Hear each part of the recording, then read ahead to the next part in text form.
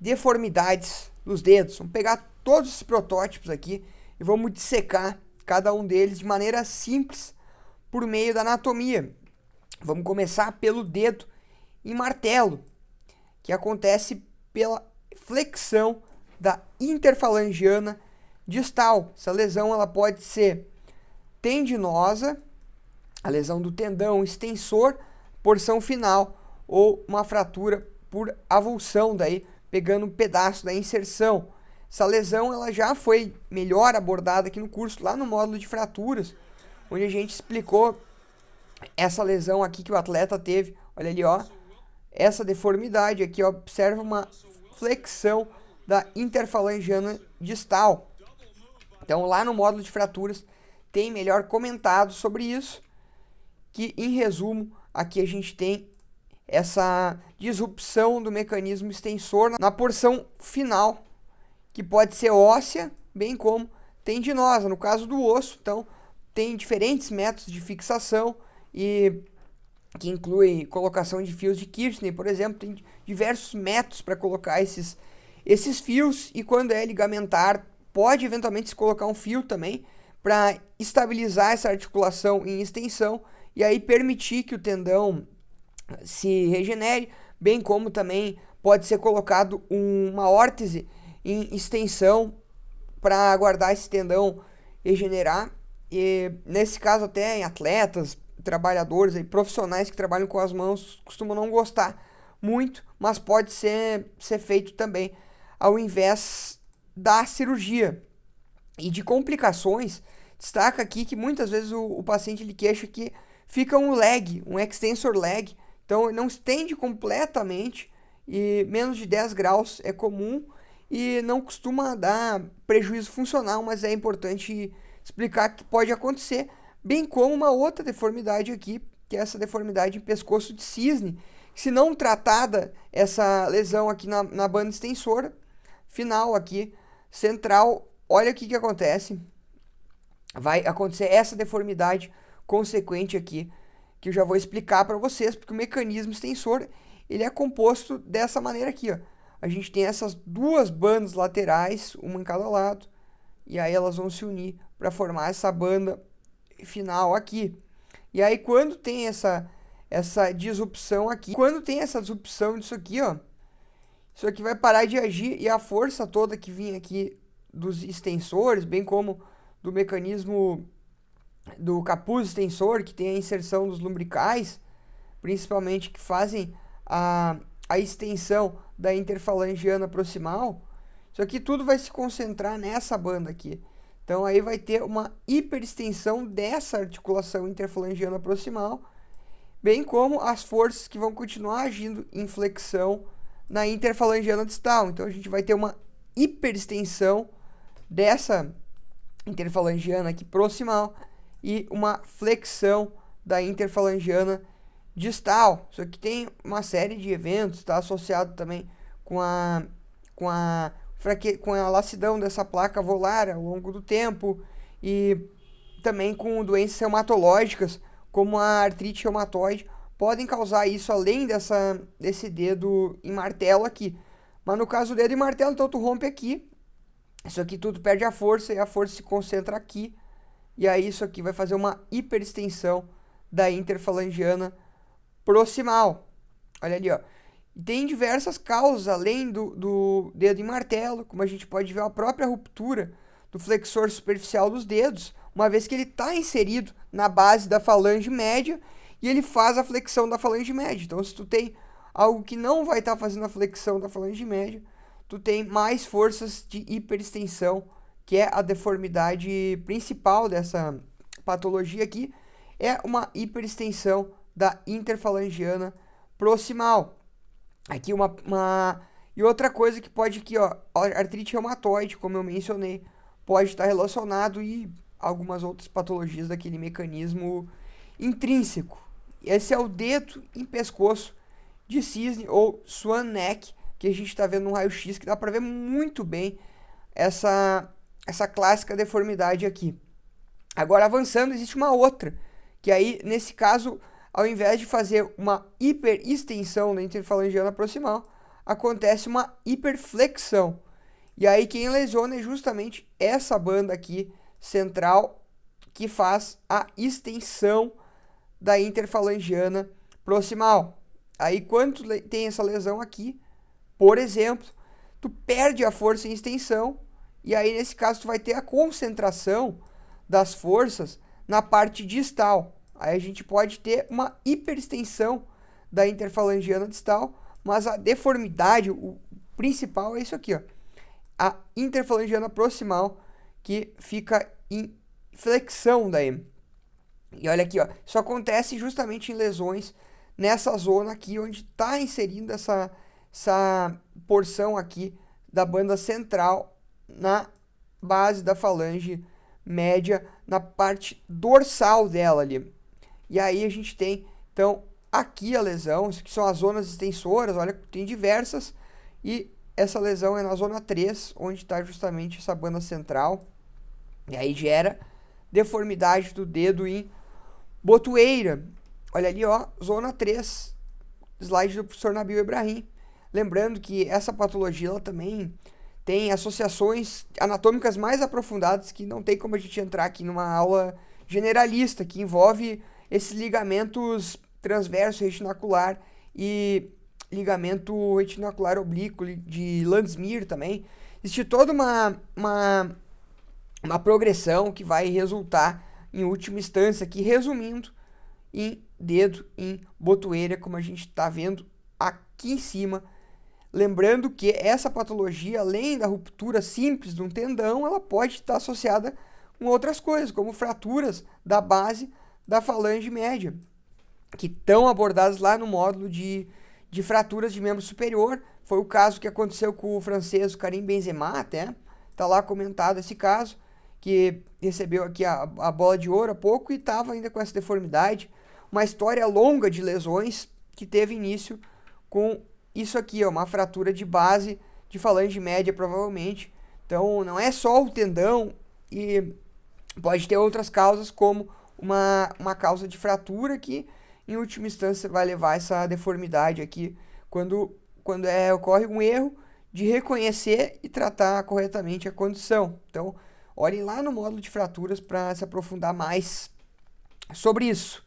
E agora, indo para outra que envolve fraturas da base das falanges, nesse caso aqui da falange distal, está abordado lá no módulo de fraturas também, mas vamos dar uma pincelada aqui para juntar todos os dados. Isso aqui é o dedo conhecido como jersey finger. Então, o mecanismo clássico é isso aqui, ó. Vai agarrar a camisa de um adversário por causa da força do flexor profundo dos dedos, que é esse músculo que está na terceira camada mais profunda da loja anterior, loja pronato flexora do antebraço. Então ele tem origem no epicôndilo medial e vai se inserir lá na falange distal do segundo ao quinto dedo. Ele é quem é responsável por agarrar. E aí quando tu vai agarrar a camisa de um jogador, pode, com muita força, uma tração violenta, pode tanto arrebentar o tendão, como causar uma fratura por avulsão. E aí, nesse caso, aqui a gente vê mais o músculo secado melhor, tem as divisões dele, e ele tem potentes e fortes tendões que vão se inserir lá na falange distal, tem todo o túnel, mecanismo de polias complexo para isso funcionar, de maneira que a maioria das vezes acaba avulsionando mesmo o osso, porque esses tendões eles são grossos, fortes e tem mecanismos de auxílio biomecânico aqui, que inclusive tem uma classificação aprofundada aí que também isso aqui pode retrair, esse fragmento aqui, ó, ele pode vir vindo, bem como pode ter ruptura só do tendão. Isso aqui é sempre mais complexo do que nós estamos simplificando aqui para dar uma noção geral, para que vocês entendam tudo de uma maneira simples. Então, diversas classificações, essa é a classificação aqui, mas a ideia é esse flexor profundo que agarra as coisas, ele vai romper e clinicamente vai ficar desse jeito aqui, independente se for uma avulsão, uma fratura, que está abordada lá no módulo de fraturas de maneira mais detalhada, ou simplesmente uma ruptura do tendão, mas aí vai ter a incapacidade do paciente de fazer a flexão da interfalangiana distal. Olha ali, ó. Ele faz a proximal, a flexão, porque é o flexor superficial dos dedos, que é o outro músculo aqui envolvido na flexão dos dedos, como a gente consegue ver aqui, ó, que ele tá proximalmente, que tem uma estrutura que chama quiasma de Camper aqui, ó, onde se divide o flexor superficial dos dedos para se inserir na base da falange média, para então fazer a flexão da interfalangiana proximal. Já a distal aqui, como tem a disrupção desse mecanismo, nessa lesão, ele não consegue fazer essa flexão ali, ó, isso que a gente está vendo. Ele flexiona a interfalangiana proximal, mas a distal não. Por causa disso aí, ó. Pode avulsionar ou romper o tendão, e aí, conforme a lesão e o tempo de lesão, se faz o método de tratamento. Aqui o caso de avulsão, se reinsere, tem diferentes técnicas, melhor falado lá no modo de fraturas, bem como pode-se tentar um reparo direto do tendão. E uma outra coisa importante, deformidades que pode acontecer decorrente dessa lesão do flexor profundo de Ersey Finger, é o efeito quadriga. Uma vez que esses músculos, vamos dizer que a charrete seria o ventre muscular do flexor profundo dos dedos, e cada cavalo aqui, a rédea de cada cavalo são os tendões, e aí, se tu não tem esses tendões do mesmo comprimento, ou um cavalo mais à frente que o outro, vai acontecer um efeito quadriga, que na verdade acontece quando tu contrai eles, e um deles acaba não tendo essa contração, porque o músculo que vai puxar é um só, e aí isso acontece geralmente quando tu insere com o tendão muito um comprimento diferente dos outros, e aí resulta nisso aqui. Efeito quadriga tá até melhor falado lá na aula de fraturas, já é comentado do prognóstico também, então mais sobre lá. Mas vamos avançando, existe outra deformidade, que chama intrinsic hand, que na verdade se divide em duas. Tem a plus, que é essa daqui, e tem a minus. Vamos ver a plus. Olha o nome aqui, intrínseca. A gente tem a musculatura intrínseca da mão, que justamente são esses músculos que se inserem no capuz extensor, como a gente está vendo aqui, lumbricais, esses interósseos, que eles vão fazer, principalmente os lumbricais, flexão da metacarpofalangiana e extensão da interfalangiana proximal. É isso aqui, ó. Então, se tu tem um plus, algo que vai deixar esses músculos muito ativos, vai gerar essa deformidade aqui, justamente pela ação desses músculos aqui. E aí tem um teste até para ver se é uma contratura intrínseca, que é o teste de Bunnell. Então, tu vai justamente tirar essa flexão da metacarpofalangiana, que é uma das duas coisas que aquilo ali faz, né? Flexão da metacarpofalangiana e extensão da interfalangiana proximal, por causa das inserções e origens. E aí, se tu faz uma extensão da metacarpofalangiana, e aí tu tenta flexionar a interfalangiana proximal, tu não consegue, porque tu já fez uma coisa que ia contrariar o sentido da contratura, que é esse aqui, então tu já tira uma coisa, e aí tu já não consegue flexionar mais. Então, tu opõe a flexão da metacarpofalangiana, e aí tu ainda tenta opor a extensão da interfalangiana proximal. Vai travar isso aqui, por causa que aí vai estar contraturado intrinsecamente. Esse é o teste de Bunnell, para a gente verificar isso aqui.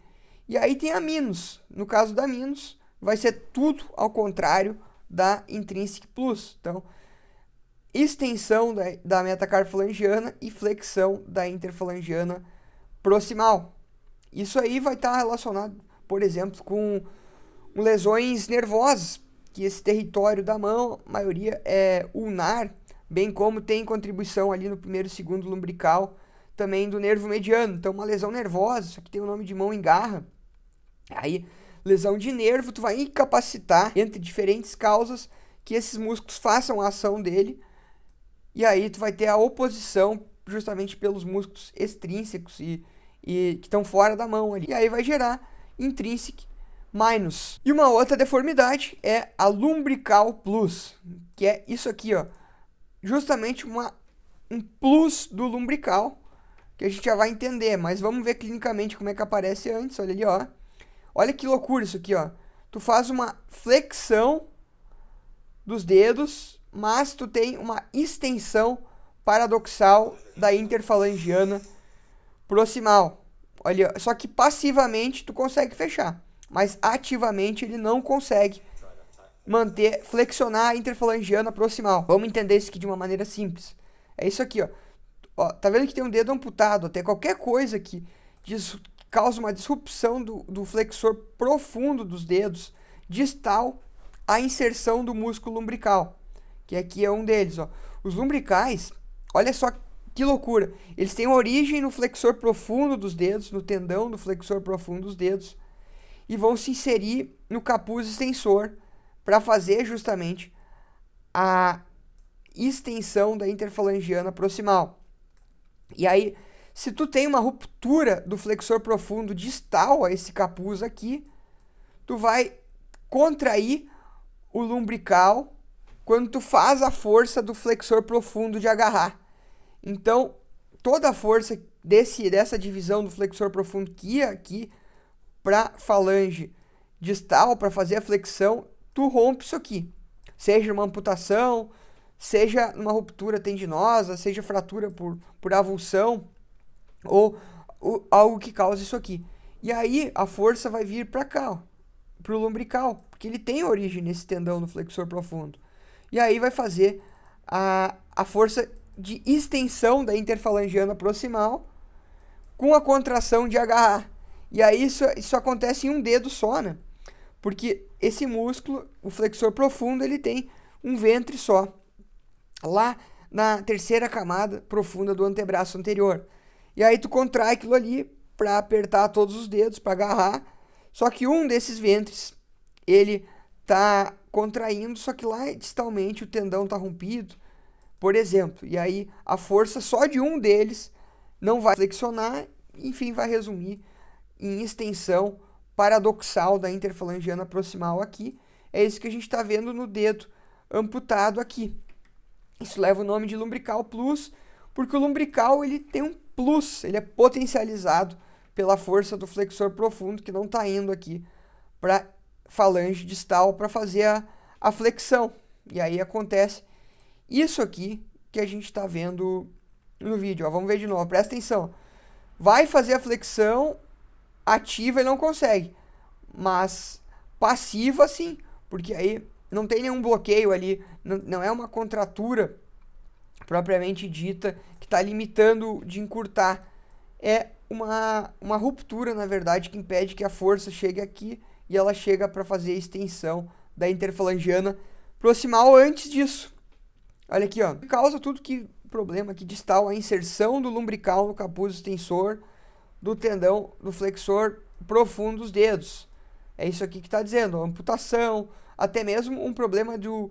Teve um Jersey Finger e teve um tendão que ele ficou muito frouxo, a força também não vai chegar lá na interfalangiana distal, e aí vai causar aquilo ali também, e aí uma avulsão, além disso, uma fratura por avulsão. E ainda, por fim, tem essas deformidades do polegar, que levam o mesmo nome, que são incomuns no polegar de acontecer, menos comuns que nos outros, que é a deformidade embotoeira do polegar e a de pescoço de cisne do polegar. Essas duas, elas estão mais associadas com doenças degenerativas, reumatológicas. Então, no caso dessa daqui, embotoeira, no caso do polegar, que basicamente a gente tem no polegar apenas uma interfalangiana e a gente tem aqui a metacarpofalangiana fazendo às vezes, como se fosse a interfalangiana proximal dos outros dedos. E aí o resultado seria isso aqui. Então, por uma hiperflexão da metacarpofalangiana, muito comum isso aqui, doença reumatológica que não é comum no esporte, em indivíduos mais velhos, artrite reumatoide, mas saber disso aqui. E aí na pescoço de cisne, isso aqui está mais associado aí a osteoartrite também, daí indivíduos mais idosos para ter essa deformidade, e o problema inicial nessa outra, daí não é aqui nessa metacarpofalangiana, mas é aqui, ó, nessa carpo metacárpica aqui, ó. Tá vendo que tem uma subluxação aqui? Isso aqui está associado, então, com essa subluxação na base aqui do trapézio, osteoartrite, também conhecido como risartrose, comentada melhor lá no módulo de ossos. Além disso, vai gerar uma hiperextensão daí da metacarpo falangiana e, enfim, uma flexão da interfalangiana do polegar, gerando essa deformidade aqui em cima, que também pode acontecer em artrite reumatoide, mas isso aqui é mais comum na osteoartrite. Dessa maneira, a gente fez um apanhado de todas as principais deformidades dos dedos, de maneira simplificada com a anatomia.